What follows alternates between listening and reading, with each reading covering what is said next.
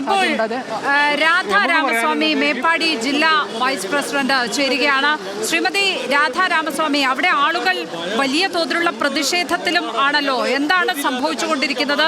അവർക്ക് ധനസഹായം അടക്കം കിട്ടുന്നില്ല എന്നുള്ള കാര്യമാണ് ഉയർത്തുന്നത്. എന്താണ് സ്ഥിതി?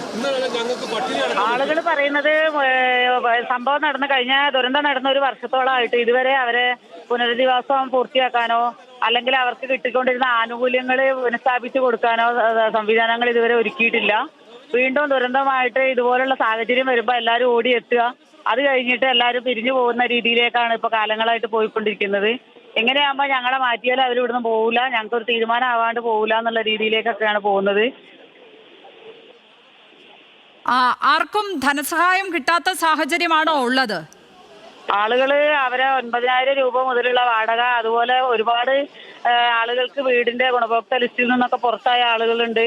അവരുടെ പ്രശ്നങ്ങളൊക്കെയാണ് അവർ പറയുന്നത്. ഇപ്പോൾ മുണ്ടക്കൈ ഭാഗത്ത് വീണ്ടും ഉരുൾപൊട്ടലുമായി ബന്ധപ്പെട്ടുള്ള കാര്യങ്ങൾ നടന്നെന്നാണ് അറിയാൻ കഴിഞ്ഞിട്ടുള്ളത്. അതേ രീതിയിലുള്ള കുത്തൊഴുപ്പും വെള്ളവുമാണ് ഇപ്പോൾ ചൂരമല പുഴയിലൂടെ ഒഴുകിക്കൊണ്ടിരിക്കുന്നത്.